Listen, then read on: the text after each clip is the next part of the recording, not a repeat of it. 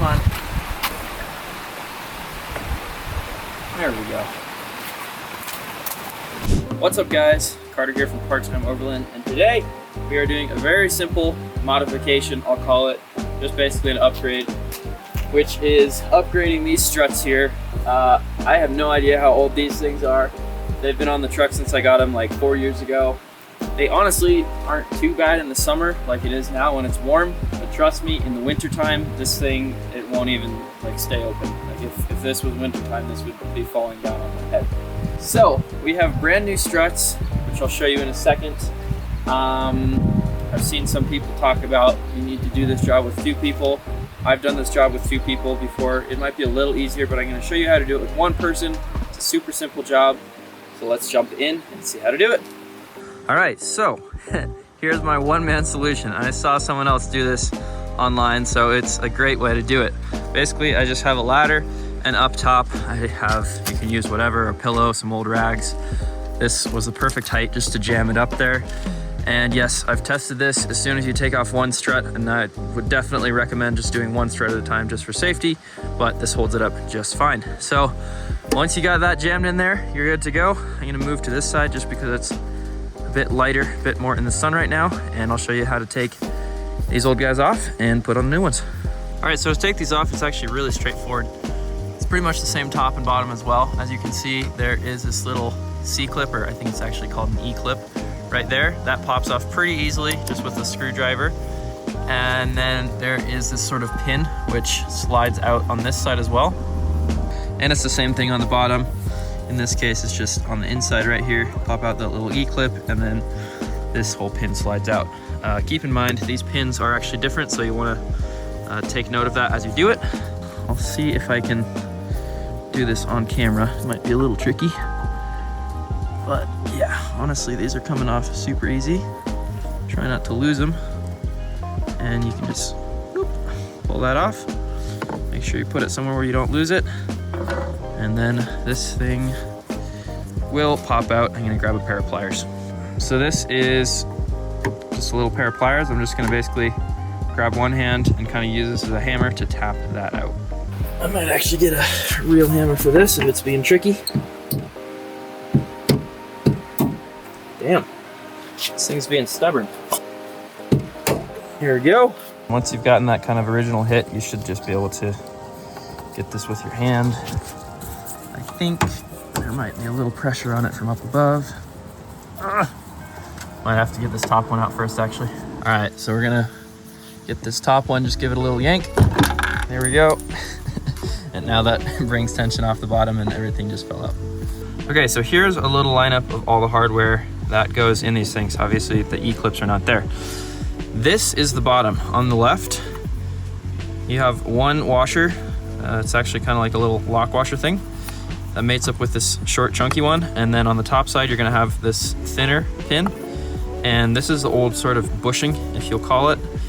You can reuse these, but these are gonna be pretty shot. You can see mine is pretty shot. So I've actually gotten some hardware to replace that I'll show you in a second.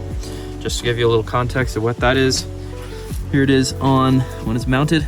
You can see that little lock washer is inside. That's the short fat pin. And then up here is this thinner one, and I've actually already taken out that little grommet thing in there. Okay, so it's almost time to put in the new struts, but first we need to talk about this. How to replace these old nasty grommets if you so choose to. It's probably not a huge deal. I mean, there's not much like tension or anything up there, but it's a good idea to, I don't know, I like doing things right. So what we've done is I went to the hardware store and picked up these. I actually don't know the exact dimensions. I think it's 1/2 inch on the outside, and these tolerances do matter because as you can see, this just barely fits in there. On the inside, I think it's 3/8 inside diameter. Ideally, it would be 5/16, but this is what they had. The only bad part about this is it's way too long. This needs to fit inside there. So I'm actually gonna have to find a way to basically chop these in half. So I'm gonna go try to do that, and I'll be back once I've finished. So I was able to chop these down. I had my Dremel tool on hand. Come on, focus. Here we go. So these are now 1/2 the length. So those are good to go. Again, I will find the dimensions later and show you exactly what that needs to be. You'll also need some of these washers. Ideally, probably nylon would be best, but I wasn't able to find nylon with the right dimensions, so I got these steel ones.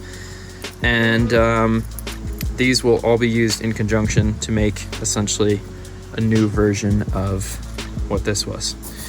Also, this is totally not necessary, but I just ended up picking up some extra E-clips because these are super easy to lose, so yeah, they're like 5 cents anyway.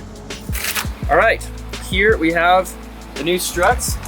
I don't know exactly what struts these are. They're from Strong Arm, which I think those old ones, I think these are actually the exact same ones that I used to have before. So that's kind of cool. These were on Amazon. There's about 50 bucks for the pair, and I will link them in the description as well. But with all that said, we can start assembly. I'm gonna start with the bottom because we already have all the hardware for that. And then on the top, that's where we're gonna basically recreate that sort of whatever assembly was already up there. That's what we're recreating with the nylon and new washers, so let's get to it. All right, this is also a kind of unnecessary step, but I'm usually anal about my projects, so I just got one of these little brushes. I'm just gonna clean this area up since we're redoing it anyway. We're going to take our strut. It doesn't really matter what side. I'm just gonna try to put it in the way it came out, which I think is like this. So that goes there.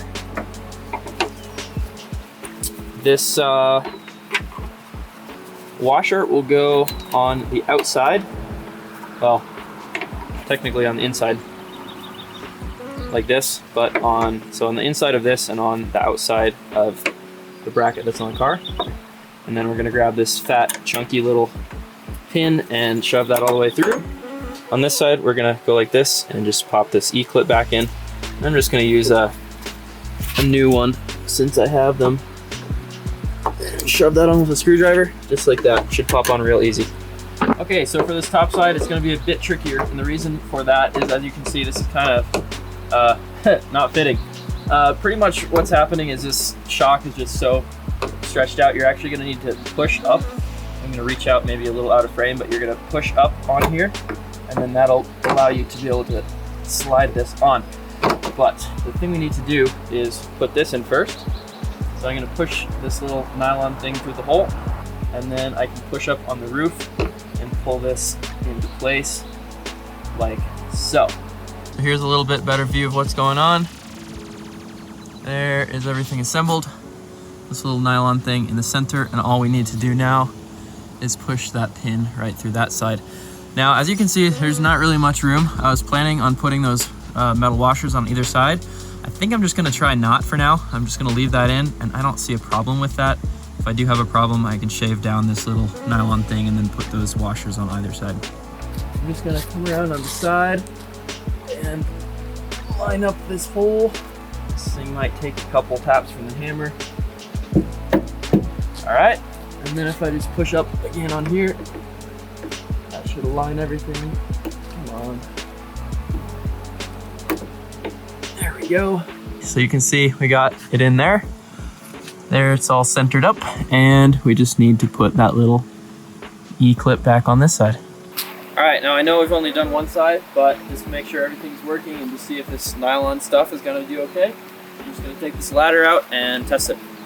Here we go, it's holding good. Already it's pushing a little harder just with one side. Let's see what happens. Ooh, it's going up, it's going up, it's going up. Sweet. Yeah, so that looks really good. I'm gonna run over to this other side, do this other side, and then we'll do one final test when both shocks are in. All right, and there we have it. Got that side done and that side. Honestly, the second side took me like, I don't know, 5 minutes without filming. It was honestly super, super quick, especially since I already knew what to do since I had already done this side. So both new struts are on. Let's do one final test and see what a difference it made. I can already feel it's better for sure.